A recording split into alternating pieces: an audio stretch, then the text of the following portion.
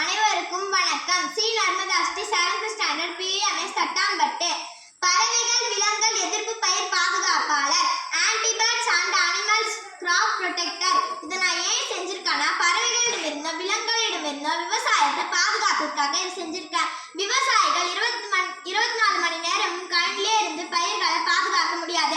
அதனால இந்த பறவைகள் விலங்குகள் எதிர்ப்பு பயிர் பாதுகாவலரை நான் செஞ்சிருக்கேன். இது எப்படி செஞ்சேன்னா, PVC பைப் ஒன்றை எடுத்து அதில் 2 பக்கமும் ஓட்டையை போட்டுக்கொண்டேன்.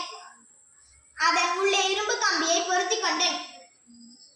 இரும்பு கம்பியின் ஒரு முனையில் பழைய ஃபேன் ரக்கையை பொருத்தி கொண்டேன். மற்றொரு முனையில் இரும்பு சங்கிலியை பொருத்தி கொண்டேன்.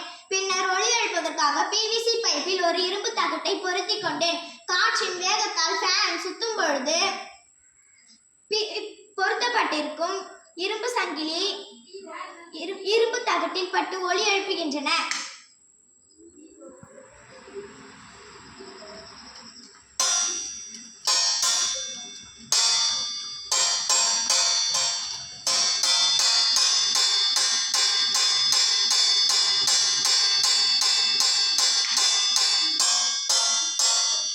இதனால இந்த சத்தத்தை கேட்டு பறவைகள் விலங்குகள் எல்லாம் ஓடி போய்விடும்.